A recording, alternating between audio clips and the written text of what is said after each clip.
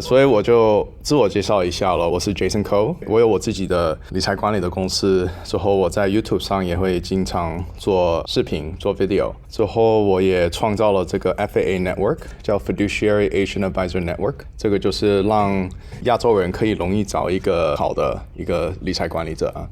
这个就是我创造的一个品牌。之后我自己是中文还可以了，紧张的时候就会更差。我是香港出生长大，到13岁，英文一直是我的母语，因为我妈妈她其实是菲律宾来的华人，广东话是我的第二个，普通话是跟我老婆吵架15年学会的。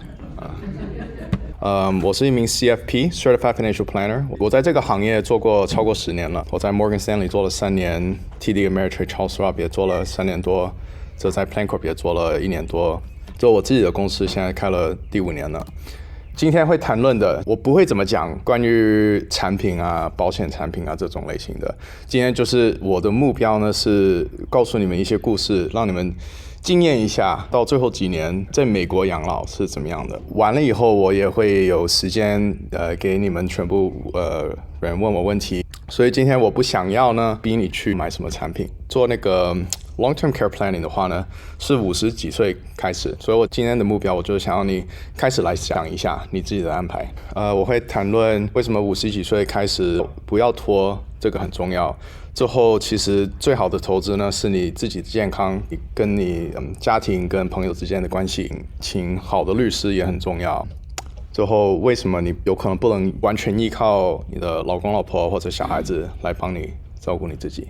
最后呢，我也会谈论为什么 Medicare 是不是一个 long-term care plan。最后 Medicaid 它可以付你的老人院或者请一个护士来你家的这些费用，但也会有很大的牺牲。所以我就想真的就是让你早一点开始问题。第一个故事呢，就是我自己有一个朋友，他照顾他妈妈之后，最严重的时候每个月3万块前1个月。就为什么那么贵呢？他们在加州，那个就很贵。他妈妈的身体健康比较差，之后需要24/7 care， 就整天，白天晚上都需要有人来看他。所以这样子呢，就是变成600到800块一天，那这样子就2万多1个月了。Medicare 呢，如果你刚开始需要进去一个 long-term care facility， 它可以提供几个月的帮你付几个月的费用，但是过了一段时间以后，它就是要你自己来搞定了。因为他妈妈的要求很高，所以他们不只是在那个 nursing home，要付 nursing home 的钱，还要自己来请人过去 nursing home 来帮他。之后就变成每天要多付8个小时的钱，之后请这些 non-skilled medical caregiver， 就是要25块1个小时，就变成200块钱一天。之后他们的费用一直增长，尤其是晚上就不够人手来照顾他妈妈。之后因为换尿布也拖很久的时间，所以也经常他会有那个 UTI urinary tract infection， 就你的尿管就发炎嘛。所以就变成真的是很不稳定了，就最后妈妈就想要回家了，就不想要住在老人院了，所以就搬回家了以后呢，跟女儿住，变成是要请 skilled nursing，就不可以随便请一个没有经验的人来照顾她妈妈，那就变成大概35块到45块1个小时了。不只是那个 labor， 还有那个diaper wipes， 开车带他去见医生或者带他去不同的地方的，所以这些费用全部都加在一起，也变成3万块钱1个月了。但没有说一直都这样子。他妈妈稳定了一点以后，就变成每年的费用大概10万到15万之间，这个就比较正常了。他们最后也换了 non-licensed caregivers， 这个就也变便宜一点了。但不只是他们的费用，他们也有给他妈妈做 physical therapy， 不知道为什么，但不能开车去见那个牙医，牙齿也没有保持得好，所以要请一个牙医专门过来他们家，那个也10万块钱。之后也要在家里买个专门给他的床啊，也要装修啊，就让他可以容易活动一下。所以就全部的这些都变得很贵，这些都需要很多时间跟精神的，所以 it's something you need to think about。今天就谈论一下 long-term care 是什么。在美国之内呢，有6个 daily task， 就如果你这6个不能做的话，你就真的不能照顾你自己了。这6个之内有2个是做不了，那你的医生就会说你需要人来照顾你。之后那些保险产品啊或者 Medicaid 啊就会说 OK 好，我们会付钱给你。但如果你大部分可以照顾你自己的话，你全部都能做，但只是吃饭有点不方便，那这个不算 long-term care。 It's like 2 out of 6， any 2 out of 6。 Long-term care 不只是搬进去一个老人院，你也可以在家里有，你可以有 part-time， 你可以有 full-time 帮忙。之后 assisted living 就有一点像 nursing home， 但就是 part-time， 你就是有一段时间去一个地方。这个大部分来说是给那个如果你有小孩子来照顾你，但是他们也有工作，但白天的时候就把你送去另外一个地方。最后有 nursing home 就专门的老人院，或者就去其他国家退休。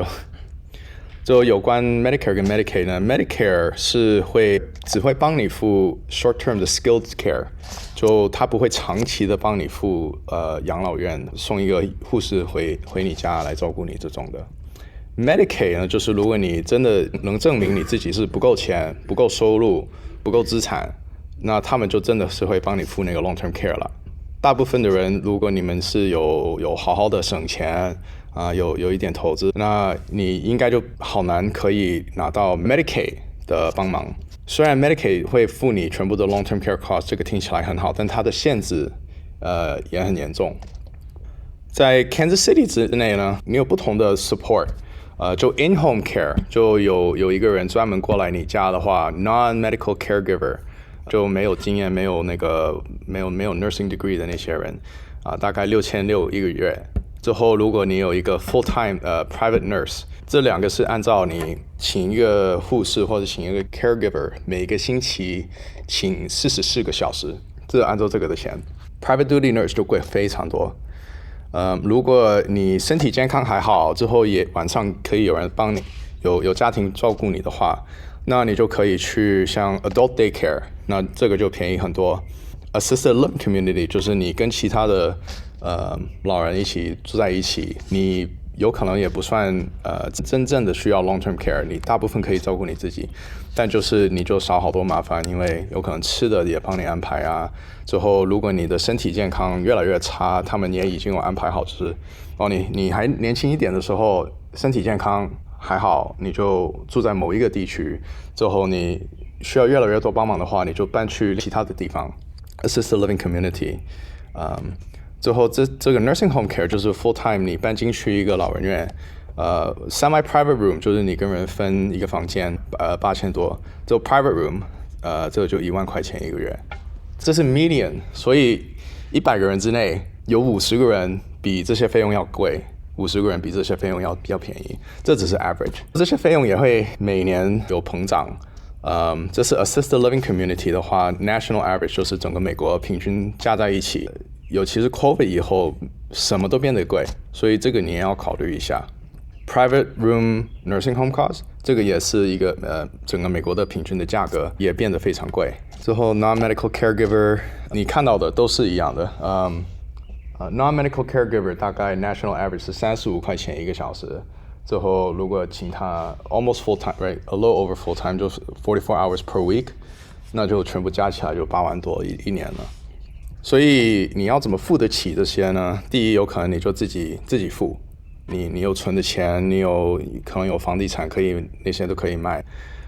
如果你想要你留在家里养老的话，那你也可以用一些像 reverse mortgage， 就一个银行跟你签个合同，说他会每个月付你一个年金，但就是用你房子的价值来像抵押，之后他会每个月付你钱。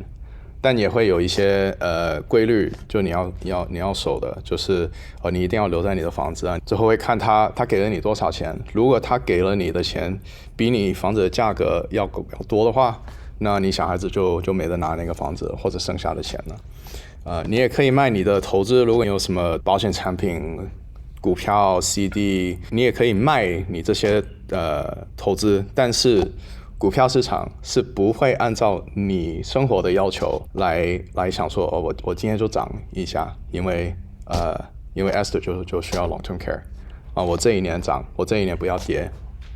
都是这样子的。所以每个选择都有 trade off。你也可以用现金，但是如果你现金一直放着的话，那每一年你想一下，每一年这些费用越来越高。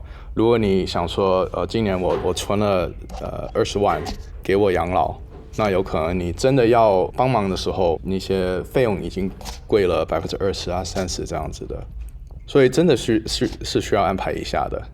你也可以考虑买保险产品 ，long-term care insurance 有好几种的。平均来说，65岁以上，你想要买这种 long-term care 保险产品，一半的人都被拒绝的，因为他们就会看你的自己的健康有可能不够好，不能买这个产品给你。就有些人也会考虑 Medicaid planning， 就是自己有一些资产，但就故意把你的资产就是转给小孩子啊，之后这样子可以 qualify 去 Medicaid， 就你可以证明给政府来说，我自己没钱，我可以有 Medicaid 吗？有可能也会配合你，但你要想一下，所以如果你是已经习惯了有挺高的生活水平的话，就突然之间把你资产送走给小孩子，就变成你就牺牲你自己的生活水平了。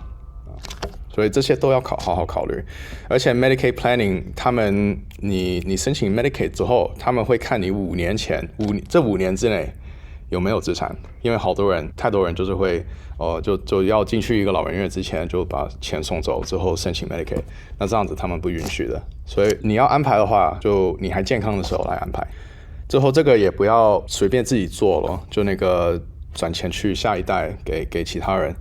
这个真的是要请一个专门做 elder law 的律师来帮你安排。所以你现在该做的呢，就是我觉得最重要的是身体健康，保持自己身体健康这个就最重要了。之后你跟你家庭或者跟你朋友之间的关系，这个也非常重要。就你要想一下，如果我的电话突然之间我没办法打电话出去了，多久的时间之内会有谁打电话给我来问候一下？如果没有的话 ，it's worth it to invest in your relationships。之后有小孩子的话，我不是说每个中国爸爸妈妈最伟大了，但是有一些关系也挺差的。我有一个朋友就不跟他爸爸妈妈有关系，虽然他们住在同一个城市。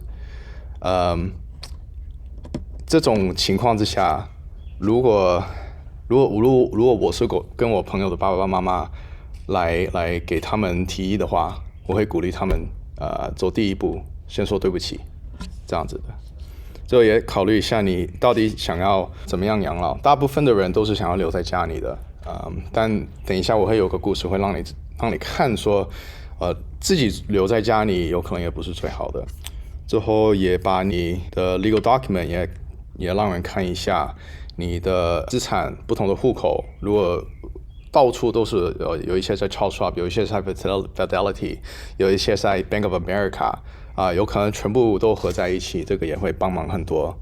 因为你需要 long-term care 的时候，你能安排这些的能力就很低了。好，所以我给你们讲一下最后一个故事，就是我的邻居，我3年前从 St. Louis 搬过来，就住在一个 townhouse。Next door neighbor 就是一个101岁的老爷爷。我们搬进去的时候，他有可能95岁吧，他还是可以自己走路啊，自己开车去买菜啊。我知道他是有一个伴的，但我从来没有见过他。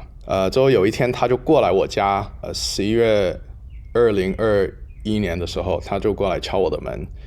之后他就说他需要我来帮他。之后他也跟他说，他的 partner 没有结婚，但他们住在一起30几年了，已经在床上没起床2天了，所以他挺担心的。他想要打电话，他想要我过来修他的电话，因为他想要打电话给医院，叫人来帮他。之后我发现到是因为他开始就脑袋不清楚了，没有再付那个 utility 啊、电费啊、电话费啊，这些都开始没有付了，所以他的电话就没得用。之后房子也乱。就这些地毯上也有玻璃碎，就杯子坏过之后没有清洗过。就他走路呢是不穿拖鞋的。他在跟我讲这些东西的时候呢，我一直听到有一个哔的声音从一个房间，我就好奇到底是什么。但最后就是一个 oxygen machine， 就 Maria 呢就身体不好，她需要一直带着一个给她氧气的一个机器，那个机器有问题。我就进去她的房间的时候 ，I was a little relieved。，right？ 因为那个 B 不是他心跳没了嘛，I've never done this kind of stuff，right？ 我唯一一个能想到的就是把我面前的问题解决，所以我就打电话给这个Provider Plus， 之后那个他的 partner Maria， 他就很弱，皮肤也很多伤口，之后他也挺重的，自己也动不了。Quietly she would repeat， 他一直重复说 help help help。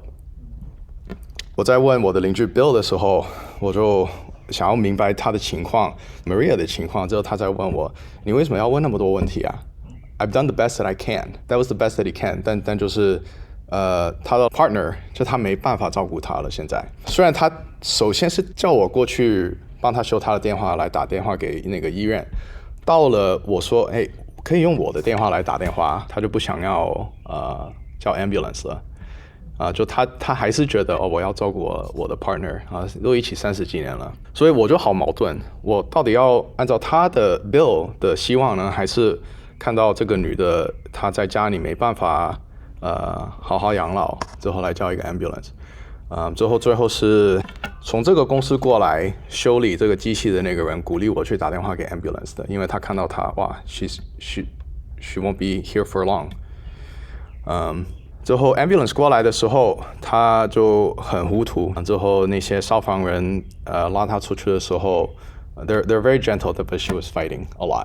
之后他去了医院的以后呢，我的邻居就最后谢了我，就说他知道他需要去医院，但他自己没办法打那个电话。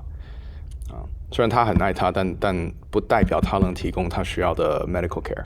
所以就what do we do, right? What can I do? 我是他的邻居，他也没有其他人，他们没有小孩子，他自己没有小孩子，所以我只好就是每天来看他一下。之后那个医院也打电话给我说，嘿，这个 Maria，每天都很糊涂，一直都很不高兴，很生气，所以鼓励我带他去在医院见他。之后你可以看到这个已经他在医院1个星期左右了。他们刚开始见面就很高兴，但最后他也开始对他很生气，就脑袋糊涂了。医院有一个 social worker 就跟我跟 Bill 坐下来谈论一下，那医生已经知道他是不会活很久的了，所以就开始问要怎么埋起来啊？如果他要不要把他救回来啊，或者就让他自然的过有没有其他家人需要知道？这些我都从来没有 I've never thought of these questions, you know。但那个 Bill 他告诉我，哎，我自己可以开车去 grocery store 买菜，他旁边就有一个老人院，很好，我想要他去那边。但那个 social worker 就告诉了我们，其实现在你的选择没有很多，因为是那个美国政府在帮你付了，所以他们就是因为没有提早安排，就变成没有选择了。过了3个星期以后，那个医生说他够稳定了，之后他们就把他送去某一个老人院，但他2天以后又被送回去医院了，因为他就是一直会打那些护士。所以他就又回去医院住了在3个星期之后，那个 social worker 他很努力的打电话给不同的 nursing home， 但一直找不到。最后因为好像是有什么规律的，因为没有其他的老人院可以来接受他，所以第一个老人院就一定要把他收回去。之后我带 Bill 去见 Maria 的时候 ，nursing home 的 manager 也有跟我们谈论一下。好，我们要现在来谈论一下钱了。因为他身体健康很差他需要 skilled nursing hospice care，之后这个3000块钱1个月，这个就 Medicare 会付。Long term care 呢，就最基本的 long term care 8000块钱1个月 ，Medicare 不会付。所以我们就现在要想说 ，Maria 到底能不能有 Medicaid， 这样子就全部的东西都可以付了。就我有看了一下他自己就有15000块钱在银行，这个是在 Bill 的名字之下，他们的房子呢在 Maria 的名字之下，所以其实 Maria 是可以上 Medicaid 的，因为他自己没有钱在银行，全部的钱都在 Bill 的名字之下。但是因为 Medicaid 愿意先给 Maria 帮他付这些费用，但是就变成如果他过生了以后，房子有可能就会被拿走了，那 Bill就没地方住了，因为那个房子他们没有结婚过，房子都是 Maria 的，所以就挺矛盾的。就我们也有打电话给那个 Missouri State， 但说真的，他能提供的服务就 there really wasn't much help， 他也没办法帮我们明白跟填那个 Medicaid 的 document 之后，因为 Bill 跟 Maria 自己的 document 也很乱，我自己作为一个专家，就是做理财管理的，我自己也搞不清楚。So it was very chaotic， 都很乱。虽然Bill 自己有15000，但他说真的付2个月的费用也不够，所以他自己也不知道怎么搞。但最后 it was almost a blessing， right？ 就他在那个老人院就留了2个星期，因为这个还是 COVID 的时候嘛，他们就带Maria 去一个 shared room， 就跟人分，之后也会带她去那个common area， 就跟其他人聚一下。因为这个就他很快拿到 COVID 之后，就几个星期就过身了。Yeah, so it was sad, but it was also almost a blessing. 最后就留下来要照顾我的邻居了，他连那个hearing aid 都很旧了，也用不了。所以我也要花时间来带他去见 ear doctor， 之后拿一个 hearing aid， 之后每天来见他，帮他买菜。说真的，这些都利用了我挺多的时间的。我还好，就是我老婆觉得这是我们该做的，所以她愿意看我们的小孩。她那个时候才1岁。但 like for me as a very very part-time caregiver 还是挺麻烦的。最后有一天，因为他有这个习惯，他会吸那个 cigar， 之后我很不舒服，所以有一天就要求他，我过来的时候你可不可以就不要吸烟？我说了这句话，他就永远不想要再见我了。他就觉得我在骗他，送他那个陪伴去死的那种，有说这些。But I forgive him, right？ 因为他已经101岁了。之后我敲门，他把门锁着了。就过了几个星期，我另外一个邻居来找我。其实另外那个邻居是因为另外一个邻居也是年轻一点的 ，Bill 就不相信我了，以后就换了一个邻居来帮他。之后我们2个就可以开始合作的来帮他了。之后我在他们家的时候谈论这个 Bill 我们到底要怎么搞，要不要叫一个ambulance 啊，带他去医院啊。我们在谈论的时候，那个 Bill 就过来敲门，之后就说 Hey, I don't know what's going on, I'm very sick。最后他衣服也脏，小便大便也没办法控制，他衣服也有很多like vomit。这其实是吐血。我跟那个新的邻居就马上叫 ambulance， 他拿到 COVID 了。He recovered from COVID and then lived for another 2 months， 之后就过身了。过身了以后，问题还没解决完，因为他有一个 he has a will， 我有看过了。之后有好几个人，我打电话给每一个人，只有一个人接。之后他是 Texas 来的一个老朋友，之后他们就从 Texas 开车过来，之后开始整理房子啊。之后就想说有可能房子是他们的了，但最后那个他们请了一个律师来看那个 will 的时候呢，那个 will 没有写得好。之后 Bill 跟 Maria 请的那个律师其实没有很好，他原本就是好早就被barred from the industry， 所以就是因为请了一个便宜的人，花了钱写了一个 will， 但最后没用，所以他的那个朋友花了那么多时间从 Texas 开车到 St. Louis。整理房子啊，花了自己的钱来请人来修房子啊这些的，最后 Bill 跟 Maria 想要收到钱的人都收不到，这个就真的挺糟糕的一个情况嘛。他们除了对方之外没有其他的 family，no children， it's very messy. So 4 lessons for today. 第一，真的最好的投资是你跟你家庭跟你朋友的关系。You need a strong support circle, but you're also building something else. It's a safety net. 第二就也真的要照顾你自己的身体。我问那个 Bill 跟 Maria 的时候，你们的医生是谁？他说 We don't have one. 就他们没有花时间，没有花钱去看医生。所以你现在如果有想说花点时间吃一点健康一点的，花点时间参加一个 gym， 开始打功夫还是太极。如果这些要钱的话，要时间的话，开始做。不要考虑多少钱。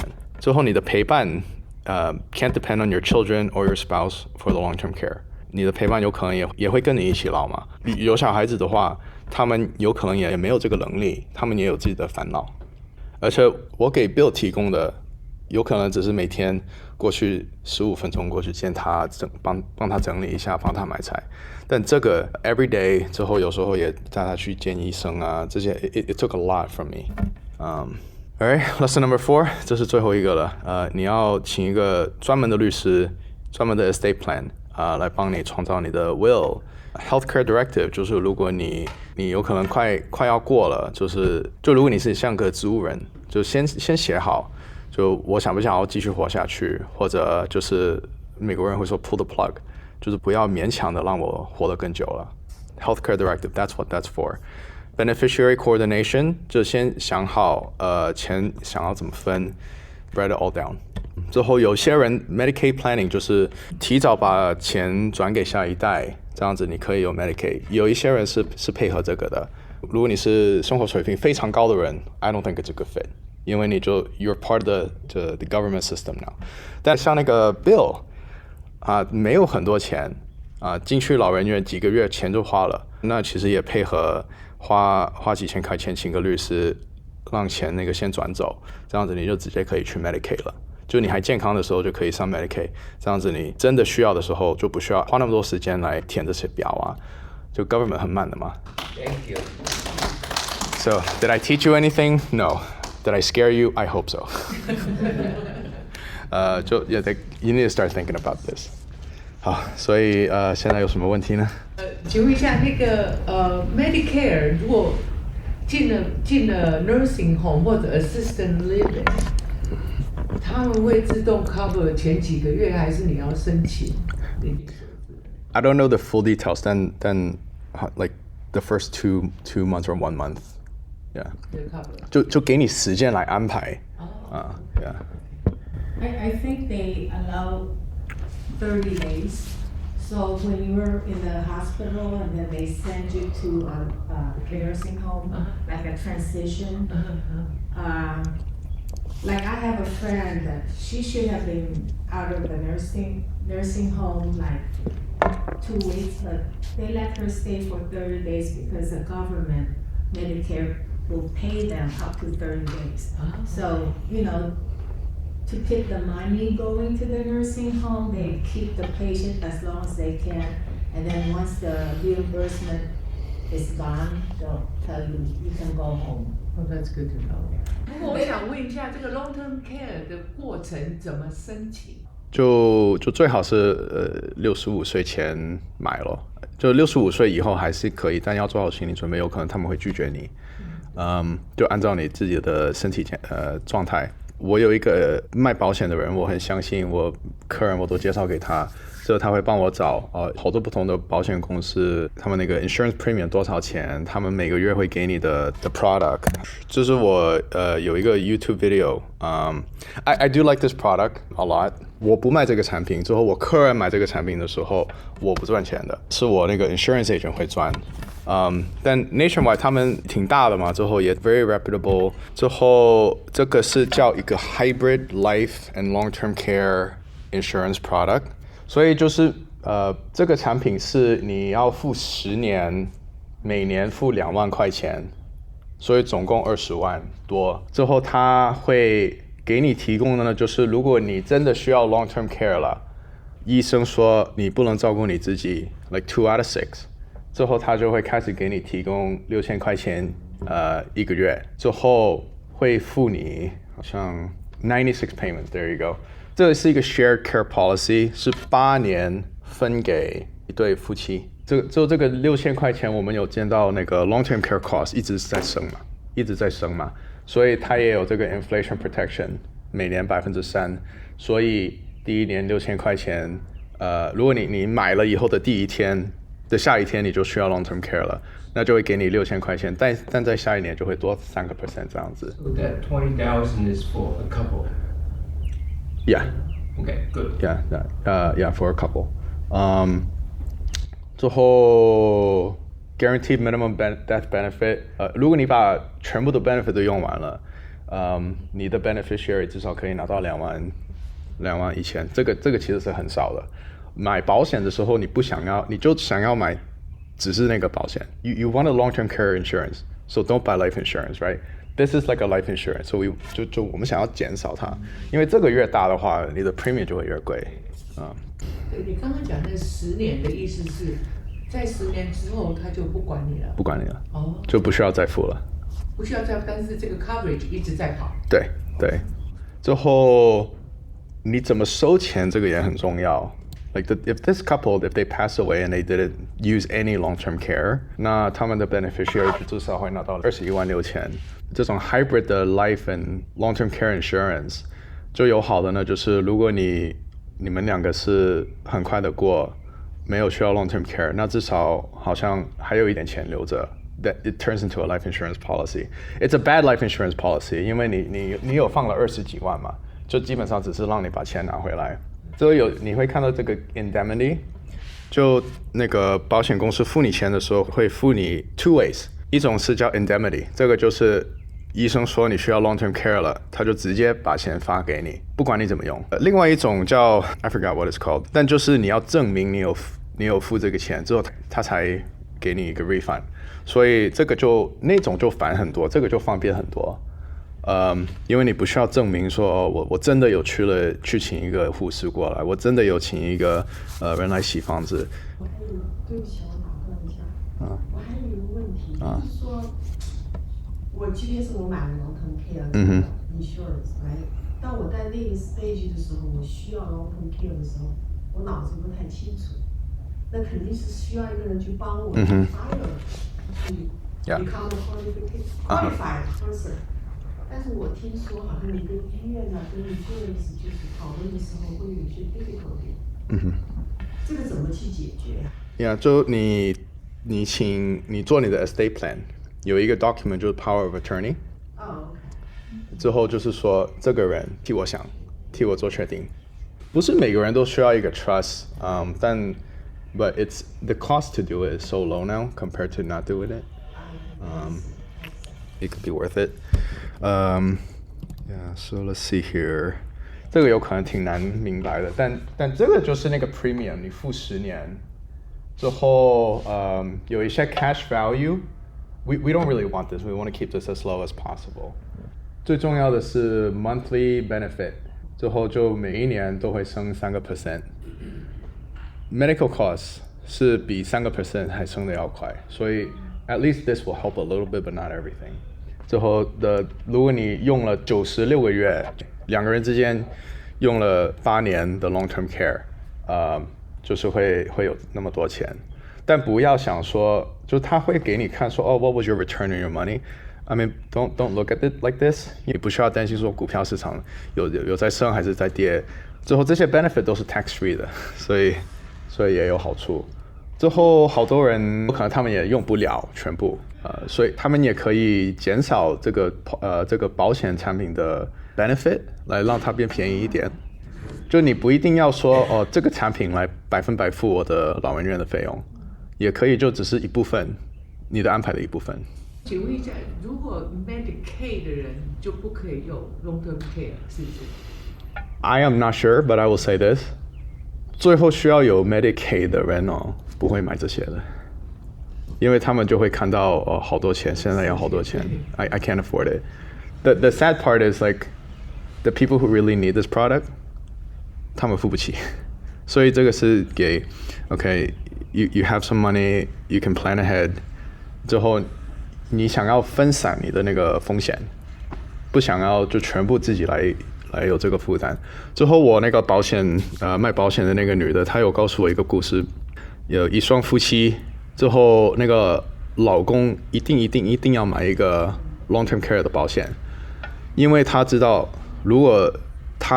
因为他老婆比他年轻，再担心呢就是他老婆太节省了，如果他需要 long-term care 的时候，他老婆不愿意付他的费用，所以他就一定要提前买这个保险，因为你买了以后，你的思想就不一样了。我有了保险以后，我就一定要用，对吗？就好像你去 Joy Walk， 都付了那个钱了，就多吃一点。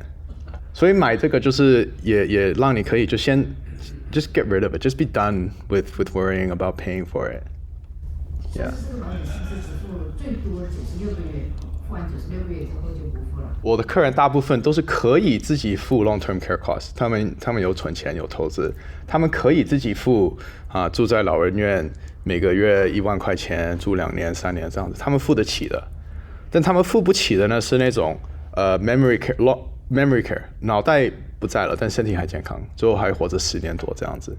他们付不起这些，我找了好多，我问了好多不同的 insurance agent 来找有没有那种是说过了3年以后才开始给你钱的 long-term care insurance， 因为这种就可以便宜很多了，但就会保护你最付不起的风险。但因为这个风险就真的是太大了，所以保险公司没有愿意卖。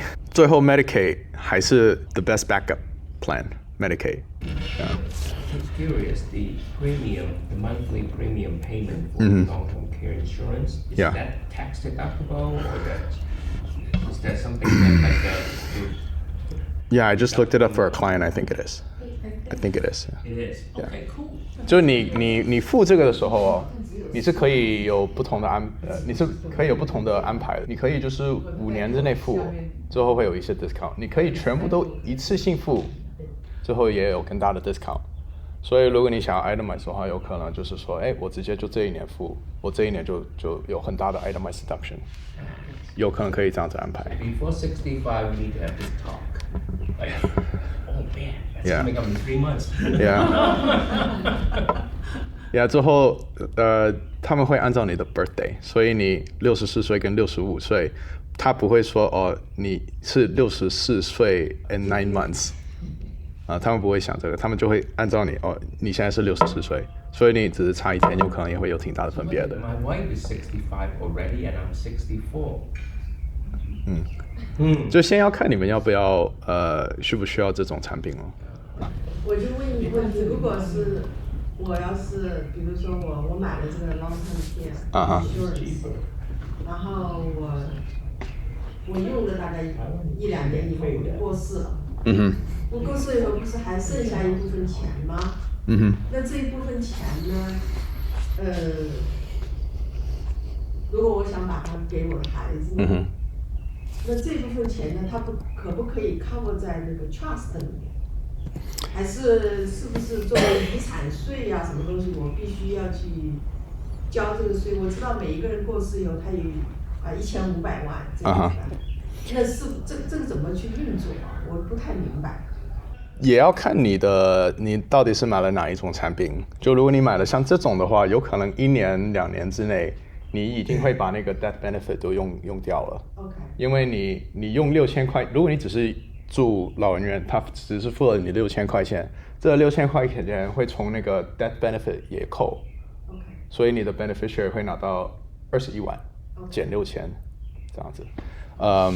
但如果有剩下的话，他们应该会拿到。如果用了10万的 benefit， 如果这个公司给你10万，那你的 beneficiary 就可以拿到10万多。也要看的。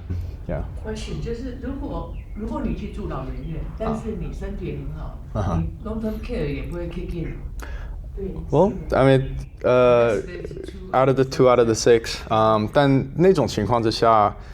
Assisted living would be a lot more affordable and probably more freedom. Yeah.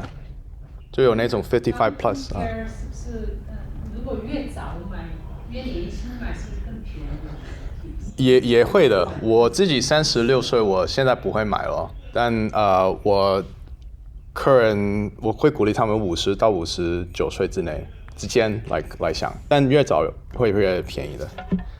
但有可能你真的还很年轻的时候，那个钱拿来投资在股票市场有可能还更好。Sweet spot 好像是50到59岁。最后有关那些想要回国退休的那些呢，这个我有客人问过我，如果我买这个产品，但我最后回去菲律宾或者回去台湾回去中国养老，我还可以拿到钱吗？可以，但他只会给你一半。那如果就是说，在外国的公司的养老中心是一个 international 的，在美国也有的公司 ，Does that make difference? Or as long as it's overseas. I am not. Yeah, as long as it's overseas. Yeah, 你在想象像 hotel 那种 membership program. I don't think there's anything like that. Yeah. Right. Yeah, that's a great questions. Yeah. So in the very beginning, you said the monthly long-term care cost could be what, 10,000, 20,000 a month? So it's like 1 year, it's already a couple $100,000. Yeah. Yeah, it can be very expensive. So that's like already covered that. No, my dad is in a assisted living, but not in the memory care yet. But the memory care, they charge about just the regular fee, $8,000 to $9,000, just to living and everything, and there is nurse on staff. Okay. But I think that 20,000 would you need extra care from outside skilled nurse or someone. Yeah. Yeah, 我的那个朋友他的妈妈的情况 like it was more crisis stage. Yeah. So can I look at it this way? Today, I pay $200,000 into this thing, right? If I don't do this, I put it in a ETF or whatever. In, let's say, I'm 64. In 20 years, I start using this, right? In 20 years, my money could double twice, right? Yeah. So that 200,000 become 400, 400 become 800. 800. So now that $800,000, can it cover me and my wife 2-3 years of long-term care? The answer is probably yes. Yeah. So it's a kind of like a toss-up. I mean, my long-term care is going to be needed longer than 2-3 years. Then it's like, okay, you come out ahead of this thing. Yeah. I understand what's going on now. But also depends on if you're using 20,000 a month, you may. Yeah. That's a worse scenario almost. 就这个产品啊，就它还I like this because it gives you the rate of return, so you can compare it to the stock market. Right. 就如果你60岁买之后，你80岁的时候需要用20 years, right? Your money doubled.